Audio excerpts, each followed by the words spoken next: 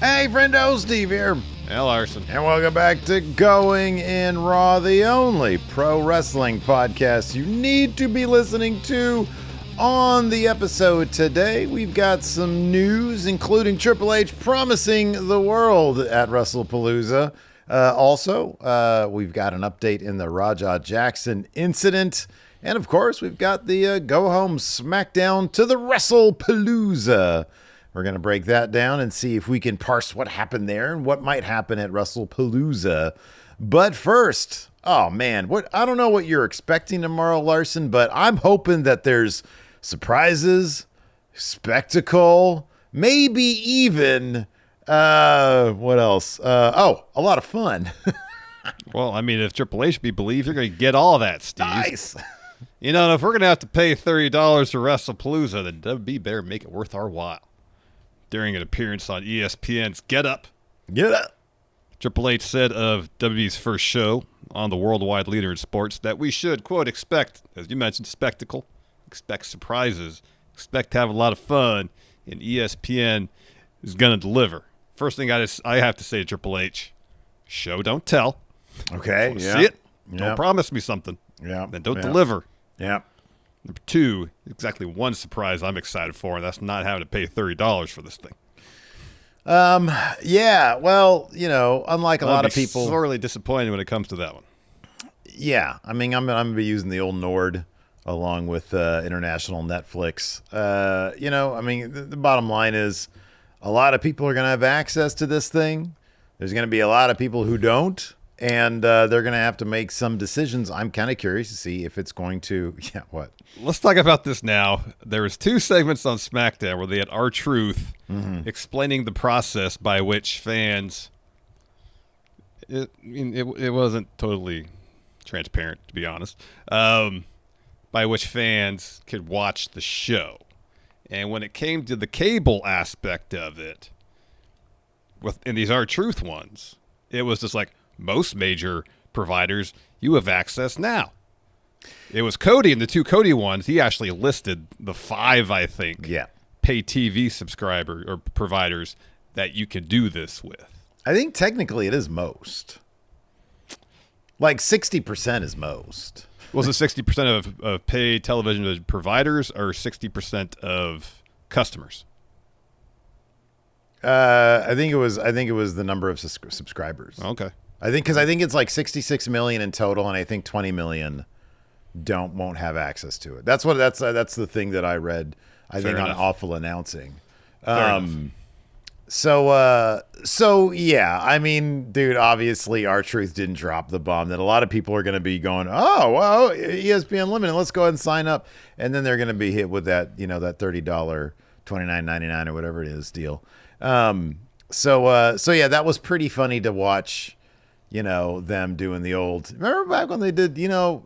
They were so proud, as they should have been. They are every right to be. W Network, right? Back in 2014, $9.99. It was a bargain.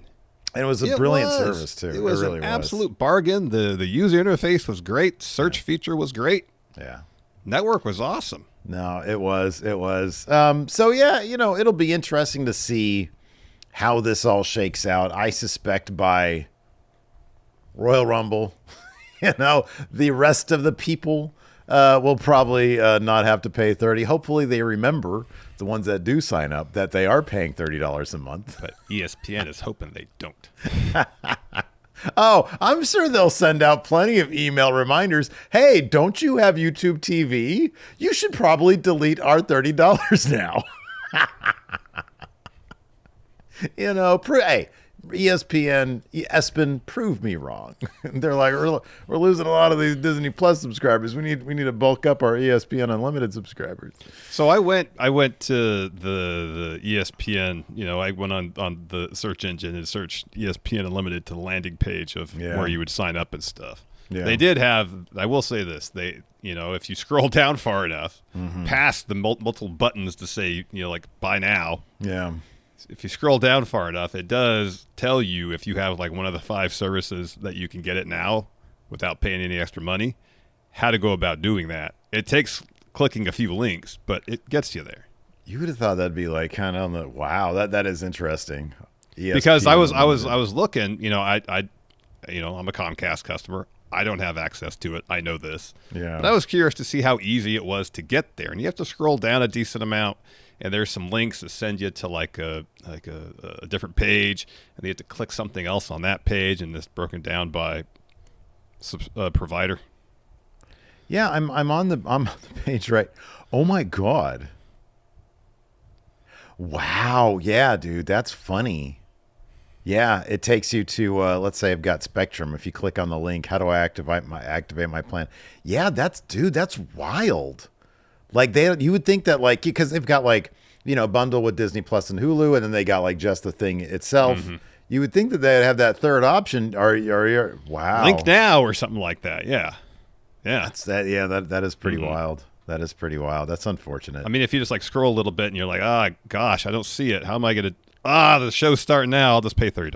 Well, dude, you know how people are. I'm sure there's some stat about websites in general that like 80% or something stupid never scroll down to see, but to have to scroll through like that's a what lot I'm saying. of shit. It's designed with a very specific mission in mind. It is pretty far down there. Yeah. That is actually really, really funny. Oh my goodness gracious, just wringing us all dry. Well, so we know for certain that there will be one of these of the three promises that Triple H has given us. Spectacle. They do spectacle. There'll be spectacle. There'll be all sorts of pyros and lights and loud music, and you can pay for spectacle and some crazy spots. I don't know. What surprises? Because look, this is supposed to be. Do you think Skinny Rock's going to be there? No. You don't think so? Mm-mm. This is on par with the Netflix thing. Yeah. So, like, what Rock or better surprise would there be? I'd be surprised if they treated this like a B-level pay-per-view. And yet they're booking it like one. Well, okay, we don't know. The build has been really sudden, but there's a number of things that could happen in terms of surprise. Like Drew could beat Cody. That could happen.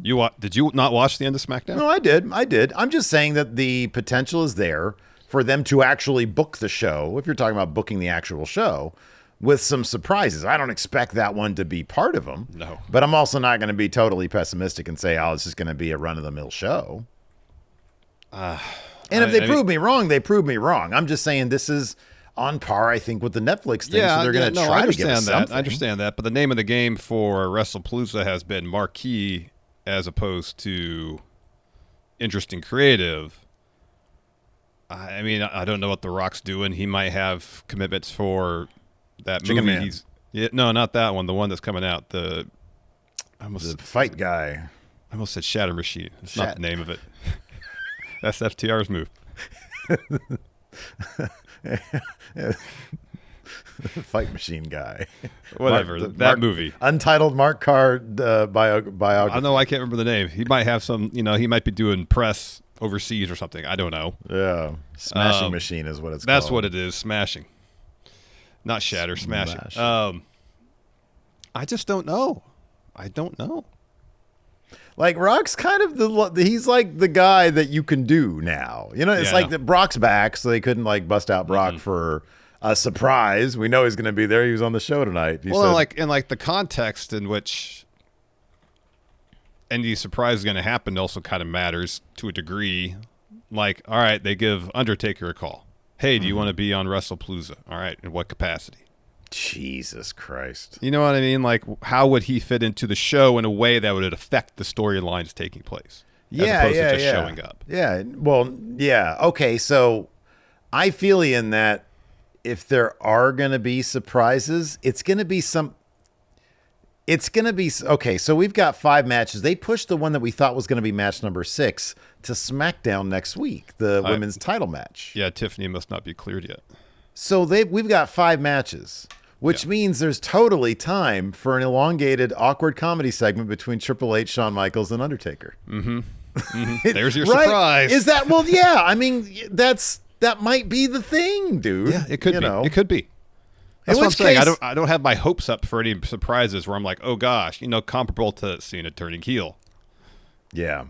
I'm just not. I don't have my expectations for something like that. Yeah. Not to say that they couldn't have Undertaker show up or something like that. Yeah. They'll get a good response from the crowd because people like Undertaker, and yeah, they could do some funny bit in the ring, but like in terms of a surprise that actually affects storyline, apart from maybe, I think this is a long shot. I don't think it's going to happen, but given what happened on SmackDown where Brock walks up to Paul Heyman and says, we need to talk, if it's a situation where Brock enlists the help of Braun and Bronson to help beat Cena, so then Cena turns his targets or his sights onto Seth Rollins going to the fall. All right, I guess that's a surprise. Yeah. But that's like the only thing on the top of my head I can think of that would actually maybe impact stories. Maybe Jay turning on Jimmy.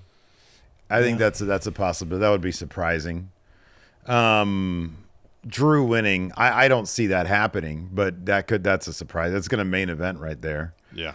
No matter what we're going to have. I mean, I guess Stephanie winning would be kind of surprising, but it wouldn't be like, oh my God, that's crazy. She's a current betting favorite though. So Stephanie is really? Last I checked, yeah. Oh wow. Okay. Well, that's interesting. But yeah, I don't know what else in terms of the story of the matches it's going to be, or is it going to be like a lame Legends bit, which is entirely possible, maybe even likely. What about the fun? Do you expect to have lots of fun? Well, doesn't the surprise sort of, surprises, a good surprise is fun. So if he gives us a good surprise, then Steve's going to have fun. All right. Can you have fun without surprises, though? You can, yeah. Now, can you have surprises without nudity? I don't know about that. Or booze. He didn't mention either of those, and Triple H didn't mention either of those in his well, maybe it's surprise nudity. Surprise booze. I mean, the debut of New Drew, huh? There you go. How many confidence points did you put on Nude Drew winning this? Oh, winning the title? Yeah. I didn't put any confidence on him winning because he's not. No, if he was nude, though, would you then change your confidence points? Yeah, that's I what probably I'm would talking to all. about. Nude Drew isn't in the match. So, yeah, dude, I don't know. Is it going to be fun? I don't know, probably. I mean, John Cena versus Brock Lesnar, how they book the match itself might be kind of interesting, just how they're going to do. He's had 2 really good matches in a row. Will this be, a spam finisher match? Maybe. I don't know. Punk and AJ Lee will probably be kind of self-indulgent, Look at us, we're so cute together kind of match. I'll get bored of that quick. Io versus Stephanie will legitimately be a really good match. That'll be a really good match, yeah. That'll be really a good one. And then Cody versus Drew, they'll give that 26 minutes. That'll be probably a really good match. It'll be solid, yeah. Yeah. So there's, I would say, potential for fun, yes. Potential for real surprises, like, oh my gosh. Not so much. That's what I'm saying. Not so much. Yeah. Potential for spectacle, off the charts. Yeah. They'll probably bust their budget on pyro several times over for this show. Yeah, probably. Yeah. At a certain point, they should just CG the pyro. They did that before, remember? Was that the Saudi show? No, it was the last Rumble in San Antonio where they had the fake pyro going off outside the venue, and it was like going off over the freeway. It was like hitting cars and shit. Yeah. Yeah, that was rad. That was awesome. Oh, that was a Saudi, but no, Saudi, they're not faking nothing. They will give you real pyro and lots of it. Yeah. Oh man, that's funny stuff. We're gonna talk here in a moment about. Well, we can do this really quick because it's really not that. It's just sort of a thing. Rajah Jackson was arrested Thursday, on a felony assault charge stemming from his attack on Psycho Stu during the Knox Pro Wrestling show last month. ESPN reported, according to the Los Angeles County Sheriff's Department website, Jackson was arrested and booked on Thursday morning and is currently being held on $50,000 bail. No further details of the pending case have been revealed as of yet. Are you surprised at all that it took this long for this to happen, given that the entire affair was documented live on videotape? Been about a month. Yeah, been about a month, roughly. I mean, it seems pretty cut and dry.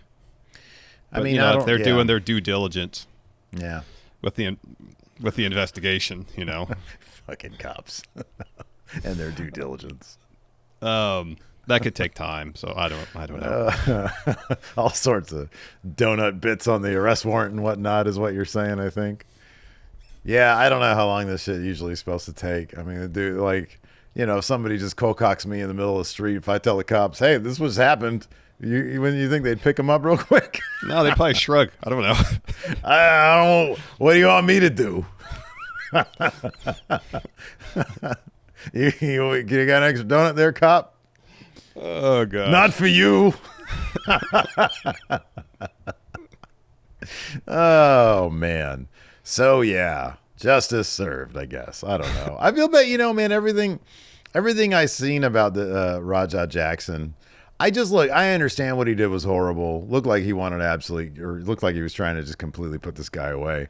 And that sucks, man. But, like, when you look at just sort of him and, like, his social media and his life, I don't know what went wrong there. I don't know. But it seems like the dude's not wired up there correctly, and that's just, it's a bummer because you don't know what the situation in his upbringing was that led to that. That's just a drag. I don't know. Because, his life, I mean, I looked it up really quick. One, a felony assault charge. It's not like you're doing life in prison. You probably might get a year or 2 or 3 in jail or prison rather. Mm-hmm. But still, that's something it's just a bummer that he ended up this way, and maybe he could turn his life around after this. And it seems like Psycho Stu, apparently, not as bad as it really should have been, probably. Yeah, he posted something on Instagram kind of detailing his injury stemming from that incident. What was it? Initially, it didn't seem that bad, right? Broke a bone in his skull, so he lost some teeth. Yeah, his jaw, right? Yeah, he had a fractured jaw. I wish I'd saved it. I just read it earlier today. Do you remember if there was any signs of like actual brain damage or anything like that? They mentioned a serious head injury, but yeah, nothing more specific than that. Boy, he got lucky because if that kid had heavy hands, he'd be done. He'd be done. Or maybe Psycho Stu just has a really good, I don't know what the deal there was, but boy, he went to town on him. So yeah, we'll see where that ends up. So. Yep. Before we continue on with our SmackDown review, Larson, we got some sponsors for the show this week. Let's go ahead and talk about them. Let's do it. This episode of Going In Raw is sponsored by him, Steve. I'm looking for my second consecutive Predictions Challenge win. Won last month. Looking to win this month. I got my hat. Oh, I left it in the closet before we started. I could put it on, but I don't think I need to put it on. Do you want to know why? Why? Because I don't need to wear another hat because I don't need to cover up what I got going on up here. What I need, what we need, personalized plans to regrow our hair from Hims, both of us. I don't know about this whole we business, buddy. Everybody can see what's going on up there. Why don't you take your hat off? Okay. See? This looks great. It's awesome. All right. Listen here, Steve. Hims offers convenient access to a range of doctor-trusted, clinically proven prescription hair loss treatment options with ingredients that work in as little as 3 to 6 months. Best of all, you don't have to go out of your way to do it because Hims brings expert care right to you with 100% online access to personalized treatments. For example, you, Steve here, can get trusted treatments while sitting on that couch right there behind you. Turn over your shoulder, look at that couch. I'm pointing at it. I know what I'm pointing at. Yeah. Right here. So, for simple online access to personalized and affordable care for hair loss, ED, weight loss, and more, visit hims.com/goinginraw. That's hims.com/goinginraw for your free online visit. hims.com/goinginraw. Individual results may vary based on studies of topical and oral minoxidil and finasteride. Prescription required. See website for full details, restrictions, and important safety information. And this episode of Going In Raw is sponsored by Cash App. I was recently reminded how much overdraft fees really stink. Thought back when I was working my first job many years ago and got hit with some ridiculous overdraft fee that ate up basically a full day's worth of work. Yeah, man. Yeah, those are the worst. Absolutely. But thankfully, Cash App does more than you think when it comes to having your back and making sure your money stays your money. If you direct deposit at least $300 in paychecks each month and use the Cash App card for purchases, you can unlock up to $200 in free overdraft coverage. If you overdraft unexpectedly, there are no hidden fees. Manage your money on your terms and take advantage of free overdraft coverage up to $200 on Cash App today. For a limited time only, new Cash App customers can use our exclusive code to earn some additional cash. For real. Just download Cash App, use our exclusive referral code CashApp10 in your profile, send $5 to a friend within 14 days, and you'll get $10 dropped right into your account. Terms apply. That's money. That's Cash App. Cash App is a financial services platform, not a bank. Banking services provided by Cash App's bank partners. Prepaid debit cards issued by Sutton Bank and member FDIC. Overdraft coverage provided by Cash App, a Block Inc. brand. Visit cash.app/legal/podcast for full disclosures. So I want to mention this really quick. The form is up. It's ready. Larson mentioned it during the ad read. September Predictions Challenge is here. It is one day in August 20th. That's tomorrow, unless it's the 20th today that you're watching this, in which case it's today. Yeah, you got till noon. If Noon Pacific. Yes. If you're a channel member, noon Pacific, 3 Eastern. 3 Eastern, correct. If you're a channel member or a patron at the $5 up tier and up, $5 and up tier, rather, you can participate. And we love to get more friendos involved in these things. Let me tell you something. Oh, man, you're dropping it. Let me tell you something about me. I am. Yeah, man. So right now we got 140 responses. I expect that to go up a lot now that Smackdown is over. I want to see that to double. Double. Yeah, double, hopefully. Yeah. So if you want in on it, you also get access to our bonus episodes. You also get access to our question threads. I did make sure to put up question threads for both the YouTube and the Patreon this time around. I actually did it kind of early, so I don't know. 5 hours ago here, it says. Yeah, I know. I meant to schedule it like for right after SmackDown was over, but I figured once I put it up, I was like, you know what? It gives people extra time. Exactly. So I don't know. It's there. So yeah, be sure to do all that. All right, man. You want to talk about Lay Smackdown? I suppose we should. So the show opened with Michael Cole, Corey Graves. They're at commentary, and Corey Graves is like setting things up, and Michael Cole does the old reporter thing. Hold on, I'm getting word that, and in this case, he was supposed to have a sit-down interview with Brock. Brock wanted to do it right then and there, so he is summoned backstage to do this interview. However, when he starts to walk up the ramp, Brock's music hits. He comes down. He puts Cole on his shoulders, gets in the ring. Corey Graves gets in the ring, stand up for Michael Cole. Corey ends up eating 2 F5s. Yeah, I can't imagine Corey Graves would be anything but absolutely thrilled. But to take this bump again, from what I understand, I think this is his first bump in probably, like 10, 11 years in terms of on television. Because I think it was around, wasn't it like 2012, 2013, something like that? When he was forced to retire because of concussion stuff. He was cleared a couple of years back. He was, but I don't think he's actually been able. They haven't done anything with him. And I think I've always, whenever he's talked about it, it always seems like, hey, he's ready to, put me in, coach. I'm ready to go. Yeah. And he actually, I was surprised, but I was very happy for the guy because like, hey, he gets a high profile, eat an F5, 2 of them on television. And on top of that, what a great moment for his character coming in there and sticking up for Michael Cole. Exactly. I thought that was really cool. It reminded me of when Samoa Joe stood up and gosh, who's this? Yeah. It was wasn't on behalf of, I know Dio Madden was there. It was Tom Phillips. Yeah, that's right. Yeah. I thought that was all. I thought that was really good. I enjoyed. I liked that first bit. Just because. Let me ask you this: is it weird that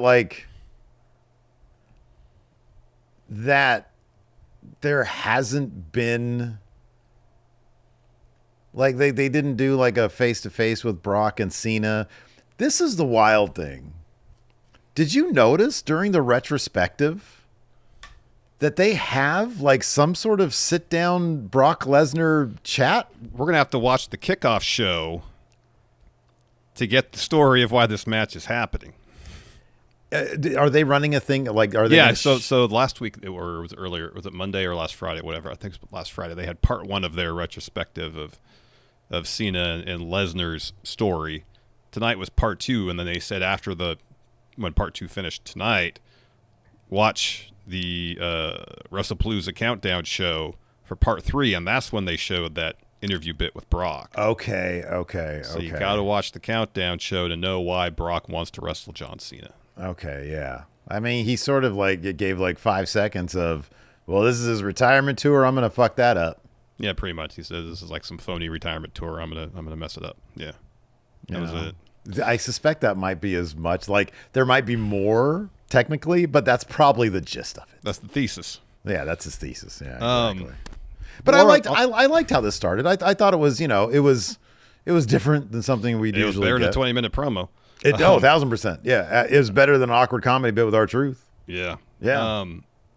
I guess if there's anything to be gleaned from the second part of the retrospective, is that it made it kind of seem like the overall go-home math for this story is that SummerSlam match where Brock beat the shit out of Cena for 16 minutes, whatever it was. Mm-hmm.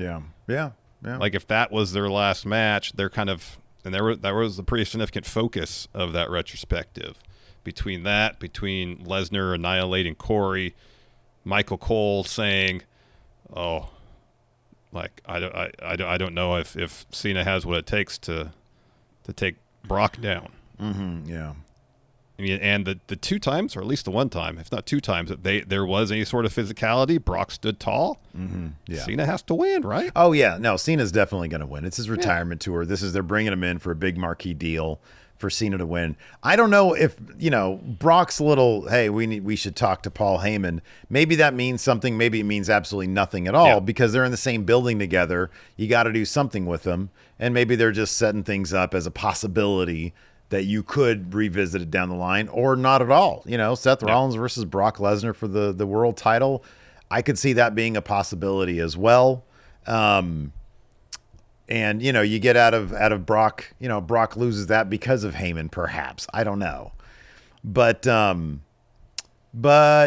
no, I think this is just, but I'm really curious about the bookend of the match. Like you mentioned, they made such a big deal about, and everybody knows that their SummerSlam match 11 years ago was such a big deal. Are we going to get just an absolute, symphony of AAs? Is it going to be Cena just spamming the AA button like Lesnar spammed the suplex button? I would wonder to a degree if they're going to go a route where it looks like it's going to be a repeat of that match. Mm-hmm.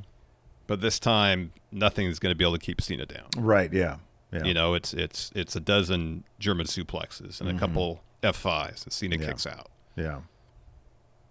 That would be my guess. That could be. If there's such a focus on that match, and if you set it up so, oh gosh, we're going to get a repeat of that. Mm-hmm. Yeah. That's what's about to happen. And then it feels like it with every suplex. It feels like, oh shit, this is it. Bring in the Brussels kid to start crying at like suplex number 10. Maybe they'll do a shout out to Lesnar's match against Daniel Bryan, where there's a ref bump, and Daniel Bryan kicked Brock in the front area. Mm-hmm. Oh, that's good. Yeah. And then actually got some of his shit in. Yeah. Well, yeah, that could be. So yeah, that was the. He hit Corey with an F5. And then he gets in the camera. He says, "I'm coming for you, John." And then he sort of dipped into a little bit of Otis talk. He was like, "It's gonna be blood." Oh yeah. Yeah. It was funny. And then he started looking around, and then he found the Prime station, and he like threw it around. Yeah. And then that's when he gave Graves a second F5. Mm-hmm. So that was that segment. And then Cole was all fucked up about it. He was like, Oh, Graves was back there. Oh, Brock Lesnar. Oh. And then The Miz comes down, and he's the new commentary. Miz is always fun on commentary, man. Yeah, he's all right. Oh, not into it? Sometimes he's too much. Yeah. Too much sometimes. But like in very specific parts. Like when he was like he's always on 11. Oh, you think so? Yeah, he needs to dial it back a little bit. Well, he's just filling in. Yeah. I could see him totally doing this when he retires, by the way. Oh, totally. He totally could. So after that, Brock's backstage. That's when he bumps into Heyman with Braun and Bronson. That's when he tells Heyman that they need to talk. He walks off. Aldis approaches, says to them, "Today is not the day. I have a contract signing for WrestlePalooza, and I only need 2 signatures, not any problems." And Heyman says, "I came to broker peace between Braun and Bronson and the Usos." And Aldis says, "Usos are in Indianapolis, but I think you knew that already." And Heyman says, "Well, we're here now, so we might as well just enjoy the show." And he compliments Aldis on his awesome suit, and it was a great suit. Aldis never fails to bring the heat when it comes to his suits. Yeah. Thanks to Chris Garrix, we have what Michael Cole said when they came back to him before the opening bout. He says, "I've done this a lot. I've been manhandled and beaten, but I've never felt as helpless as I did tonight. If that's what awaits John Cena tomorrow, I don't know if even he has the answers." He didn't feel as helpless. Didn't like JR one time like put a bunch of barbecue sauce on him or something? Or was that Stone Cold? It was Cena that did that. Oh, it was Cena that did that. Yeah. This complete humiliation. I would have felt he'd feel more helpless then. Was it Michael Cole in his undies at that point? I want to say he was, yeah. He was in his undies covered in barbecue sauce. Yeah. Maybe helpless isn't the word. Maybe humiliated is the word for that, though. Yeah, I mean, I guess he could have run at that point. You can't run from Brock. No. Or maybe he'll... Anyways. Let's fast forward to the end of the show. We had contract signing with Cody and Drew. This is pretty typical contract signing business here. Some tepid shit talk.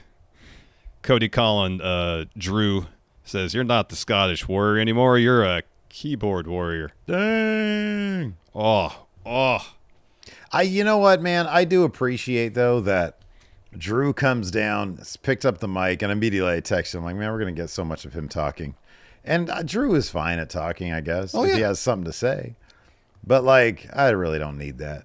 And then, but before he got a chance to talk, there's only one wrestler, more than one wrestling family. And then Cody comes down, and that's where he starts talking shit. And he mentions, he's like, "Hey, you know what happened on this day 15 years ago? You and I won the tag team championships." He says, "You know who's backstage talking about that? Nobody, because we sucked." He said, "It's not my story. It's not your story. It's their story." That didn't even make sense. It doesn't make sense. The first 3 years of his time in WWE back, he was talking about my story, my story, my story. I know. What he was saying is no one cares about our mythology. No one cares about backstory or history. That's what he said. Yeah, I kind of agree with that, though. I don't need a retrospective. I don't need a recap package. If it's recent history, sure. If there's story beats within the moment, sure. This is my new pet peeve in wrestling. And AEW promo, they do this a lot because they love to talk about when they're broke. No matter who. Remember when I was broke living out of my car and we were going to a Shikara show or fucking whatever? Yeah. I don't need to hear about what happened 12 years ago. It ain't 12 years ago. I don't care. Steve just cares about the here and now. I do. So Cody says, "Hey, Drew, pick up your phone. Let's do it. Let's go viral." So Drew obliges, gets on the Twitter, starts typing away, and he shows Cody what he wrote and just says, "Thank you, Cody." And Cody's like, "What? What does that mean?" What? And then Drew says, "It means exactly what it says. All I wanted was a legitimate shot at the title, no outside interference. You want to let it happen. You're a fighting champ, but you don't think of yourself anymore. You think about the company now. You're the corporate champion." He says, "What you should have done after I kicked your head through the announce table is come out and stomp my head in, but you didn't do that. You wanted to talk it out." And he says, I've been in... No, it was the other way around. So they're talking about... Let me get the actual words up here so I don't mess it up. It says, "You're the corporate champion. I stomped your head in a few weeks ago. Instead of stomping my brains out, you're talking me to death. I understand you can put the personal aside and put the main event aside, but reality check, when they turn on you and move on to the next flavor of the month, you'll be sitting here saying, 'My God, Drew was right.'" Because I think Drew says, "I've been in your shoes before." Yeah. And I thought he was going to go someplace interesting, but then he just said, "Oh, they're going to turn on you at some point." Well, I liked when Drew said, "All I wanted this whole time was just an actual title shot, and you're going to make sure that happens because there's not going to be any shenanigans there." I thought that was a decent enough thread there. Yeah, and calling Cody the corporate champion, which is what The Rock wanted him to be. I can definitely appreciate this because Cody's taken basically a page out of my book. He says, "You become the man that lost to me at our debut ESPN PLE." He says, "If you beat me, you just become the guy that beat Cody." So I can appreciate that from Cody Rhodes. Anyways, they signed the contract. Drew hits a Glasgow kiss, and Cody rolls out. And then he was going to go for, the old Claymore against the table. And then he realized that would mean there's no match tomorrow. So he didn't. And he says, "I'm not going to kick your head in because this is happening tomorrow. And I take back my championship." A little bit of character growth there for Drew. But I fear it's all going to be for naught because he's going to settle back into his old habits tomorrow night. Any amount of restraint he showed tonight is going to come flowing out in a cacophony of fucking mistakes tomorrow. Yep. So he argues with Aldis a little bit. They go back up, and then Cody does a SpongeBob run against the ropes, and he hits a suicide dive on Drew. And I was like, oh, shit. Is Cody going to stand tall? No. We had a minute left. We had a pull-apart brawl. Drew gets the upper hand on him, stomps him in the head, kneels over him, and he talks some shit. He says, "Enjoy tonight because it'll be the last time you hold that title for a long time." He tells Cody to sleep with his title. Sleep with your title, naked, nude. Rub your balls all over it. You stones. So we thought this match might happen tomorrow at WrestlePalooza, but it's not happening. Nah. Instead, we're going to get a shitty legend segment. Yeah, I know. It's like we got 15 minutes to fill. What are we going to do? Call Undertaker. Glass breaks, drunken Stone Cold on an ATV. Oh, hell yeah. Here we are on ESPN. Starts playing bumper cars with the barricade, huh? We're the worldwide leader in what? Yep. So Nia comes out to drop a promo.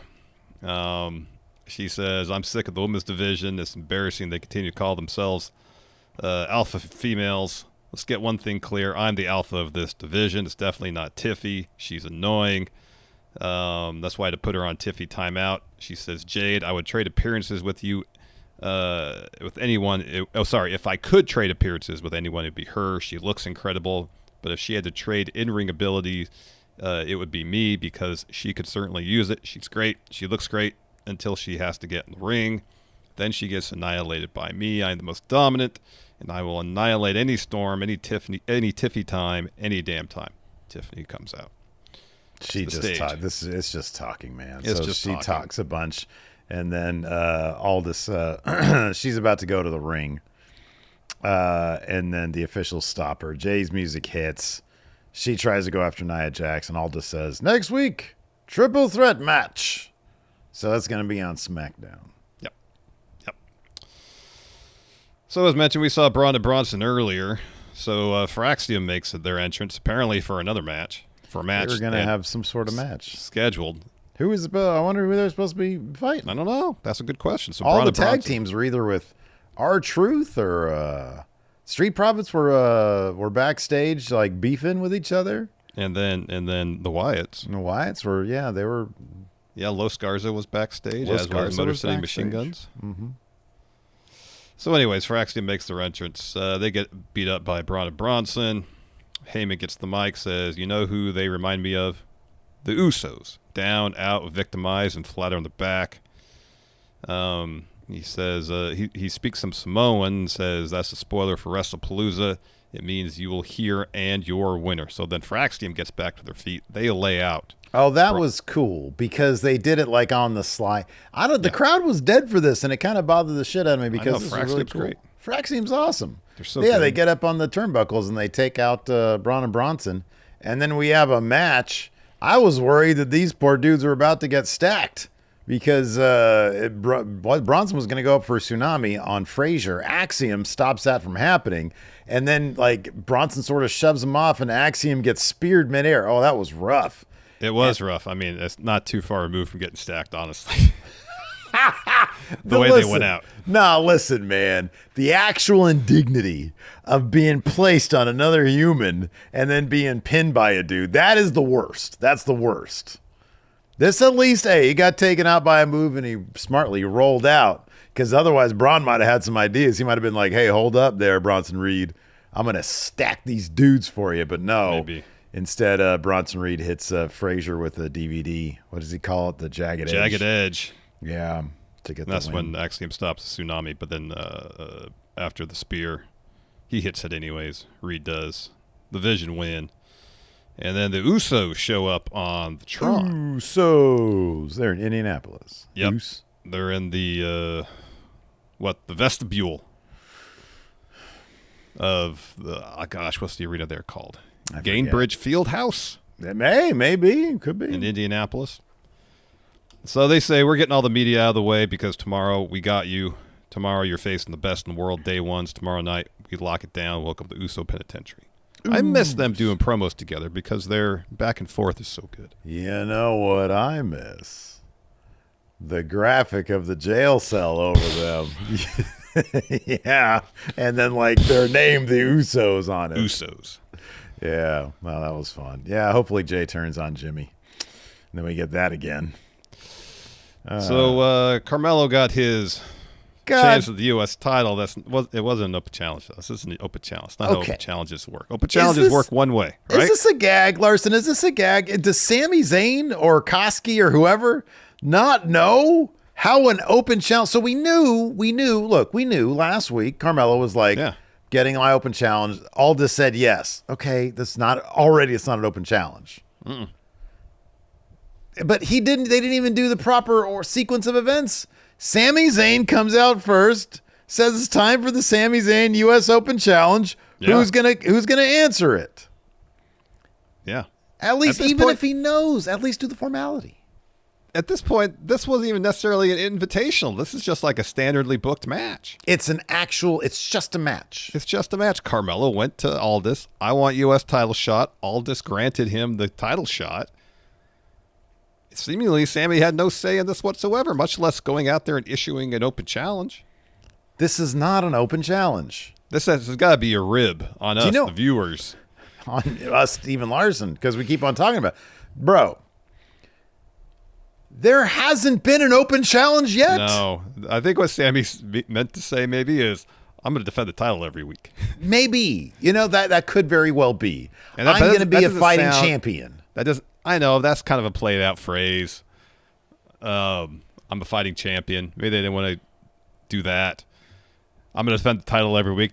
It doesn't have a good hook. No. I guess the open challenge is a good hook, but then they just don't do open challenges. You got to do it. They don't do it though. This match pissed me off. Carmelo wrecked Sami the entire fucking time. Just beating the shit out of him. It was a really good match. It was a really good match. It was a really, really good match. And then kind of a non-corner haluva kick and a Blue Thunder Bomb. It was because Sami rarely wins with the Blue Thunder Bomb. Yeah. He put his leg up, which I think was supposed to be it's like a boot. He's just getting the boot up. Yeah. Yeah, it was a haluva kick's just a boot, but it's in the corner. A running boot. This, he just put his foot up. Well, he runs all the way across the ring diagonally. Yeah. You're That's a right. Longer distance. You're right.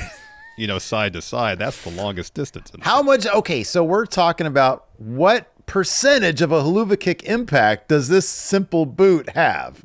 10%? 20%? I mean, this one seemed like it had pretty good impact, so I'd say at least 25. 25% plus the Blue Thunder Bomb is what gets the job done. It shouldn't with the talent of the caliber of Carmelo Hayes. No, it should take a proper haluva kick. Yes, he didn't. Even the exploder, he blocked the exploder. Mm-hmm. He didn't really take a whole lot from Sami in this. He was killing Sami during this entire match. It should have been more a situation where Carmelo has things under control. He gets Miz is cheering him on from commentary.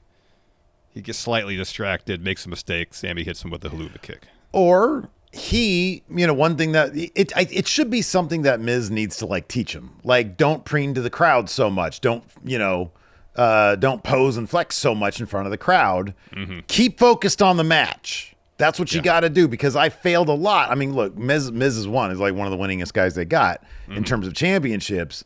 But like, every time I've lost, it's because I didn't stay focused, and that's what and then you build a story out of that.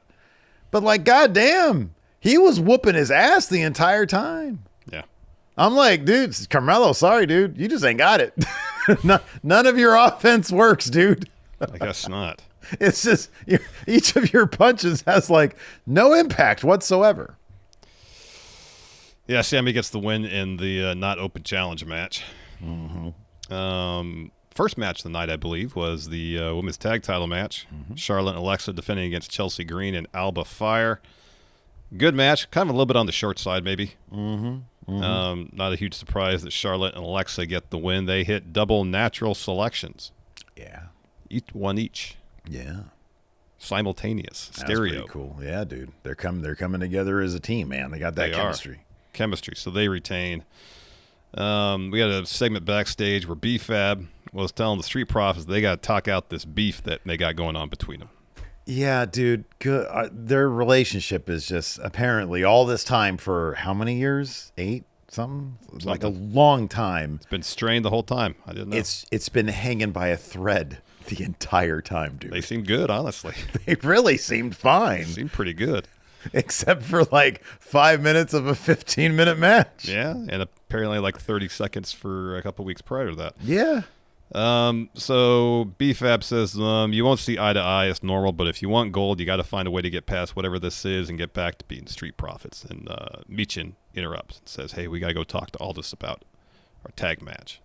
And B-Fab tells him, talk it out. So they stare at each other, and Dawkins is about to say something. Ford interrupts and says, we're always good.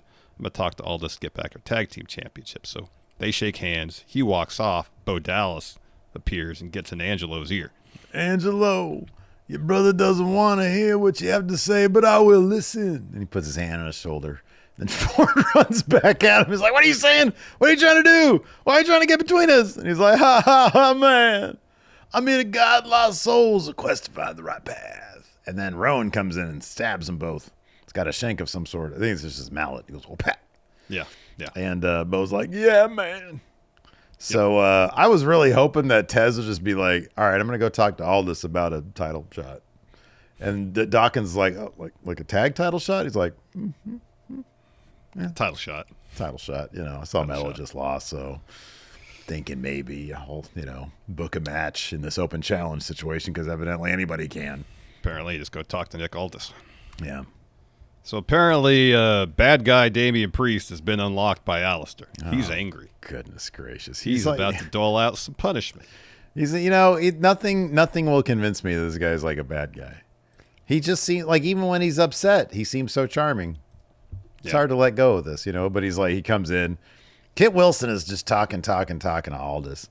And then Priest walks in. He's talking about toxic masculinity. And he says, Aldis is like, look, man, I'm sorry you lost.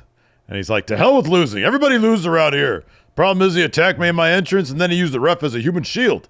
He wants the real me. He's got it. No more good guy or bad guy. If I don't get Aleister Black, you best believe everyone has to deal with the Punisher.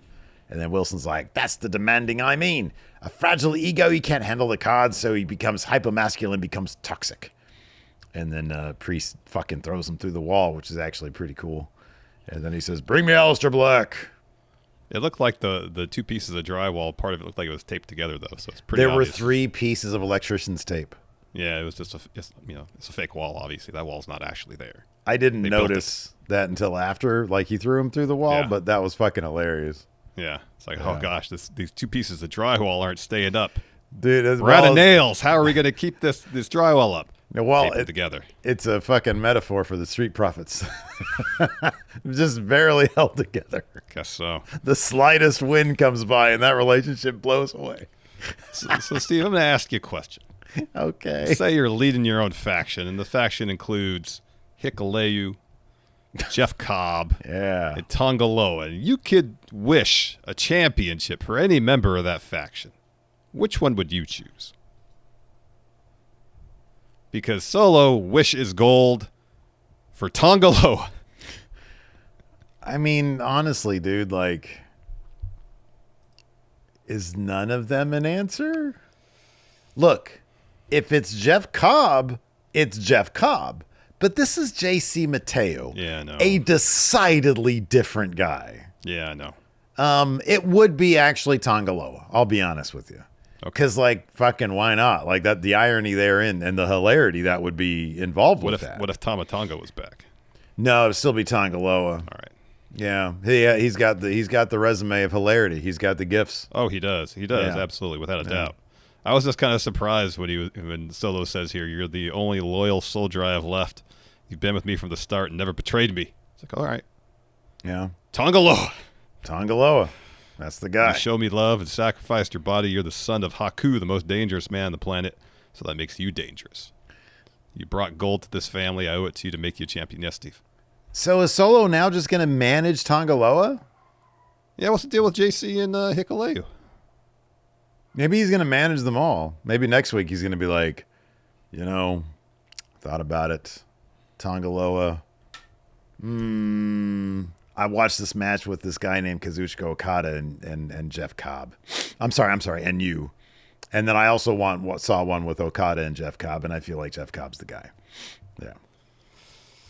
So and then the next week, he's like, "Have you guys noticed how tall Hikuleo is? It's crazy." Talatonga. We call him now Talatonga because he's so tall. He's so massive. Isn't it wild? The guy's actual name is Tala, and he ends up being like 6'5" or whatever he is. Yeah. That's wild. Yeah. So Solo concludes here. I let you down, but if you trust me and are a part of my family tree, your loyalty will be rewarded. Yeah. So Tongaloa at a certain point walks in and says, "I love you, Solo." What title would Solo have to dig out of the garbage to give Tongaloa, because that dude ain't winning nothing? Like 24/7 title or something like That's that? literally what I thought too. Hardcore title? Oh, that's too good. No, 24/7's good. That's good. Yeah. Finally here, I mentioned this at the beginning of the show. Twice they had R-Truth really sell this ESPN app. First with Los Garza. Second with Motor City Machine Guns and Ray Phoenix. Steve, you didn't do the thing. Because I'm trying to put this together. You know what's funny, too, is that I think I actually, in retrospect now, when I'm thinking back on it, didn't Truth seem to, like, downplay a little bit? Like, if you already have cable, you can already get it. But he didn't really say you have to go to the website and then scroll down a lot. No, he didn't say any of that. He did have the QR code, though. Yeah, but he didn't say anything about scrolling down. Kind of curious now. 10 feet of website, Yeah, we're 10 feet. 10 feet of website. That's good. ESPN. I'm just going to put in ESPN, and Prize Picks is the first sponsored app, of course, because everything's garbage. After that is ESPN, ESPN Fantasy, ESPN Bet, ESPN Tournament ESPN. Challenge. It's just ESPN, the ESPN app. That's it's not like a straight up the unlimited one? No, I said you got to subscribe to ESPN Unlimited. All right, let me see here. It's loading. I'm gonna see about this here. Oh, about the app on the phone. If you have to scroll down so far. So I'm gonna see. Yeah, exactly. That was Smackdown. Yeah. You want to answer some questions? Yeah, let's answer some questions. All right. Joey here asks, is the tag team ladder match supposed to be in the predictions challenge form? I went to edit mine and it's not there. No, I think Cody sent the form before that match was officially booked. That happens from time to time. But sort of like if they had booked Tiffany versus Jade versus Nia tonight, we would not have added it to the form, because then who knows if people will have an opportunity to go and make their adjustments and changes before the show actually starts. So once the form's up, the form's locked, we don't add matches. So when you go to the ESPN app, it says it does this whole, because Disney's everything. You got your My Disney account, right? Yeah, I had to do that too. Yeah, I just desktop version. Let me see here. What happens when you do that? Nothing. It just sends you to the page where it tells you to buy it. Nick Nixon asks, what are your guys' thoughts on the Lord of the Ring movies, and where do you think they rank among famous trilogies? The Lord of the Rings movies are not for me. I'm not a fantasy fan. They're well made. But that I don't derive much enjoyment from them, personally. So within, like, the great movie trilogies of all time, I'm with you. It's not my thing, but I can try to, like, put that aside. Trilogies. My favorite trilogy is probably Back to the Future. Well, it's probably the original Star Wars. It's probably Star Wars first, then Back to the Future. Then Star Trek 2, 3, and 4. Yeah. Boy, yeah, I don't know if yeah. You go 2, 3, and 4. Yeah. Because I really like 1, but that is an actual full story. Yeah, that's You're an actual story, yeah. 1,000% correct. So that's actually my number 1. Then is Star Wars. Then is Back to the Future. Then is Star Wars.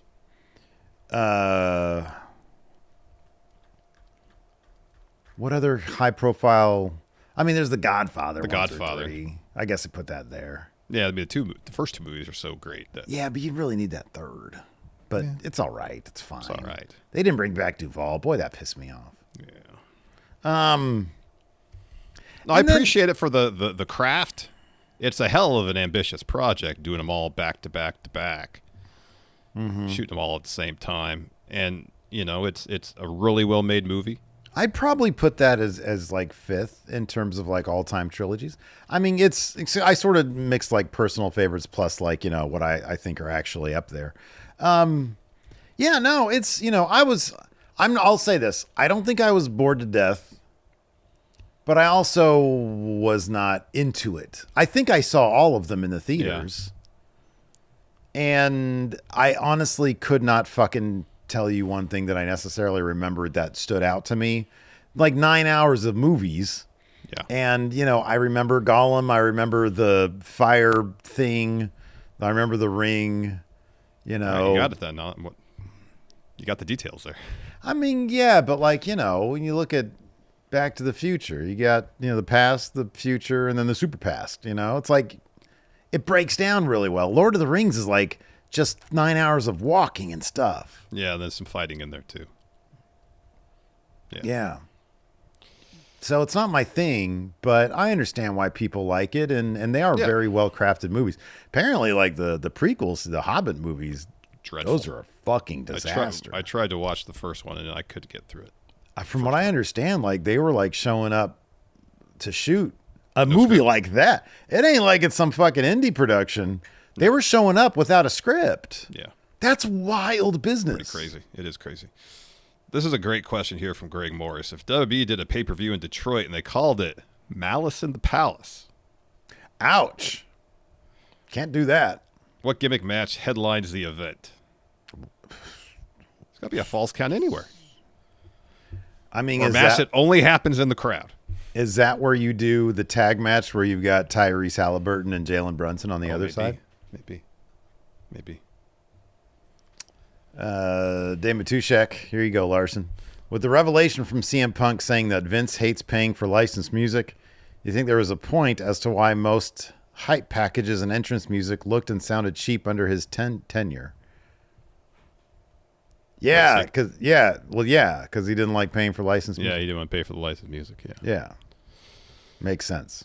Nate Cruz here says, if you guys could be good at any sport other than basketball, what sport would you choose? I know you would choose, man. You choose the baseball. Mm-hmm. Tennis. Have you played tennis? Tennis. Not since I was very young. Tennis is fun. Tennis is fun. Yeah. I mean, from what I remember anyways. It's been a while. But it'd be cool to be good at tennis. Like, the outfits are all very comfortable. Yeah. It's very calm setting, people, that kind of shit. Yeah. Or, golf maybe. Yeah, because, I'd like to be good at golf. A lot of networking happens golfing, But if I was going to be good at golf, along with somehow magically getting that skill, I'd like to have the means to afford it, to play at a higher level. Oh, okay. Because, I literally play with clubs that were handed down to me. Yeah. And I can only, really afford to do it on a regular basis at the par 3 9-hole course that's, $15. Yeah. You go to some of the I'm not talking about country clubs. I'm just talking about, the fancier public courses. You got to pony They up. get expensive. Yeah, no, I feel you. Theoretically, Drew says, what is the weirdest / funniest thing you've noticed in the crowd at a wrestling show, both live and watched from home? Can we talk about the 2K series? Because Baron Corbin being in the crowd there That's is the correct answer. Yeah. literally the funniest goddamn thing I've ever seen. Josh M. here says, with all this undeserved hate Sami is getting. Yeah. Do people actually... people, they call him Sammy Hogan and shit. Yeah. Oh, that's what... Okay. Do people actually forget how good he is in the ring and what he's done before WWE? No, they don't forget how good he is. No, I think they do. I think, dude, I honestly think he's under... I do. I think that when people point that out, you don't really hear a lot of people saying, oh, he's so good in the ring. Besides us. He is really good in the ring. He is really good. People not notice he's really good in the ring. Because it's WWE, it's kind of not their thing. I suppose that's true. Finn Gardner says all WWE superstars are getting their themes changed by Def Rebel Save 3 themes.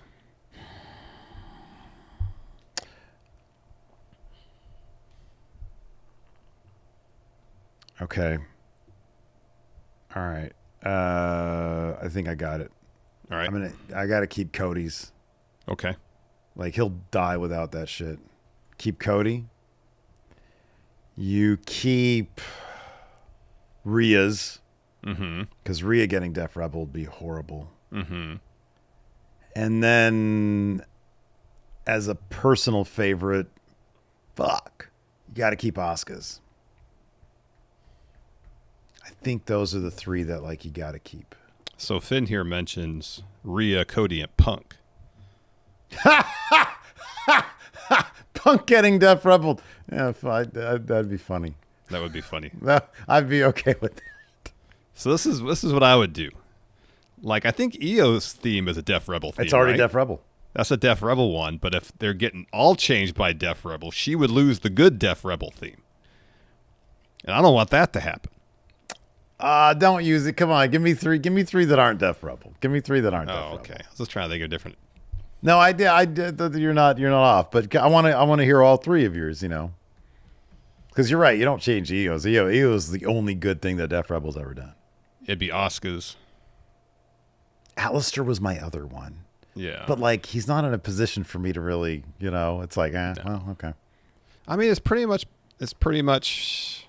if you got a licensed theme or a holdover theme for when you're in NXT, those are the answers pretty much. But here's the thing, there's more than three of those. So which of the three that you would allow? Asuka. It's probably Asuka, Punk. It's probably Asuka, Punk, and Cody. Because you're right, Cody would just... So if I'm being responsible, I'd go with Punk. But it would be pretty funny. It would be hilarious to hear like a poorly ripped off version of Cult of Personality. It would be funny. To see like the look on his face when he comes out and he's just completely dejected. Like we get to bring back Punk Daily at that point because he'd be pitching a fit backstage. He would. Absolutely would. Let's see here. All right. Which wrestlers are your favorites of the following variety? Cowboy. Hangman Adam Page. Stan Hansen. Spooky. Is Raven considered a spooky character? I know he's not supernatural. You know, he's supernatural powers. I think both in WCW and ECW, he was just a suburban kid. He was a suburban angsty kid. So I kind of feel like, no, he's not. So it's got to be someone that's got some sort of supernatural type. Yeah, I think so. Probably Bray. For me, it's Bray. Yeah. He gave us Firefly the Funhouse match. Yeah. God damn. Brilliant. And then finally, vocational gimmick. Oh, Lord.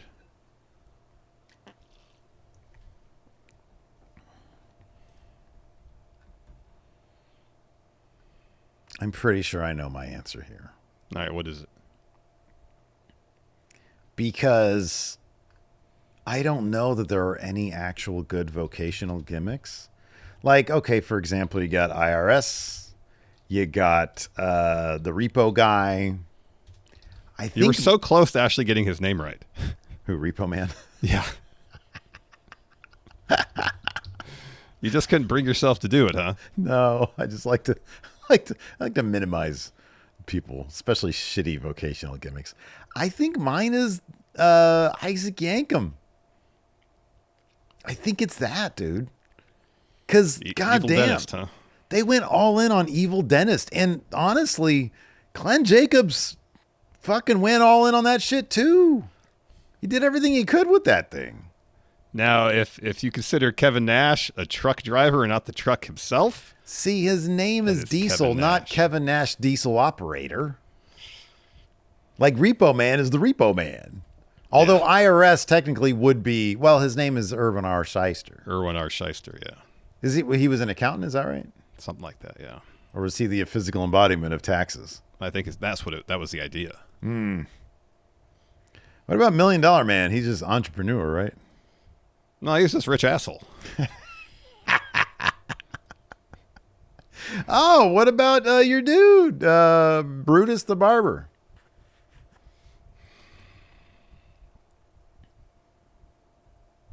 See, they actually did vignettes with Isaac.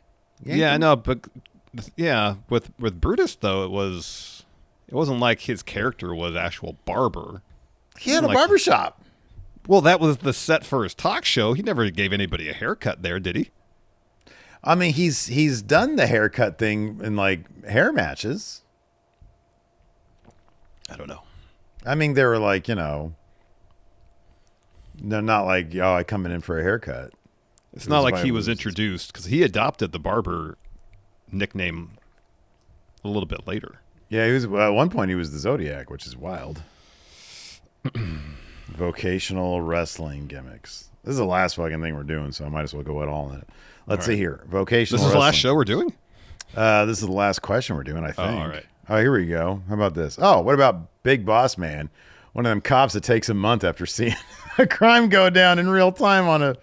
Okay, Big Boss Man. So he's a cop. Reverend Devon. Who are these guys? The Dicks. They were Chippendales dancers. Yeah. Yeah. One of these guys looks like Party Boy. Simon Dean with the physical fitness guy. Yeah. Yeah. The Goon was, of course. What about Riddick Moss when he was doing the Riddick regimen? Yeah, there you go. Riddick, yeah. Friar Ferguson. I don't remember that guy at all. Skinner. What about the Mountie? Yeah, that's next up. The Mountie, yeah. There's Repo Guy. Fantasio, the magician. T.L. Hopper, he was a plumber. Duke the Dumpster Drosy, he was, of course, a garbage guy. Yeah. Isaac Yankem. Oh, yeah, I'd put Isaac number one. Doink the Clown. Yeah. I like Matt Bourne, though. He was cool. Yeah, when Doink first arrived, it was interesting. Yeah, because he was, like, fucked up. Yeah. And then remember when he went to ECW and he was even more fucked up clown? Yeah. Which is Matt Bourne. Yeah. Yeah, that was pretty cool. And fucking he had to stand there next to Shane Douglas. The Alpha and the Omega. All right, that promo was so long. Have you ever seen the promo of Shane Douglas when he was swimming in the water? No, you mentioned that to me, but I haven't seen it before. I got it. The audio for that can't be good. No, that's the wild thing about it, dude. It's fucking nuts. He's like 10 yards away and he's swimming and you can hear him clear as day. I'm like, and he's wearing like a little Speedo. He's literally like swimming. Francine's out there and he's like, a parabolic mic on him? I guess. I mean, the only thing I can think of is somehow. What's that? So they ADR'd it, overdubbed it. That's not what I was thinking. Like Heyman got a good deal on a parabolic mic that one day. Maybe. And he's like, let's really go test this thing out. And it's like probably 53 degrees outside. Yeah. It's like, all right, franchise, go out into the water. Francine, you go out there with them. Yeah. It's hilarious. I got to send that to you, dude. It's fucking Never would funny. expect a good audio on that. Yeah, that's what's wild. That's honestly, it trips me the fuck out. I'm like, why is the audio so good on this? Yeah, that's wild. Yeah. It's like on videotape too, so it's like, they aren't dealing with good shit. No. Yeah, they either got a deal or had a friend that had some sort of fancy audio equipment. I didn't notice like where Francine's hands were. Maybe like she was holding a little mic right here. I don't know. Anyways, that's gonna do it for the show today. Thanks everybody for tuning in. We appreciate it.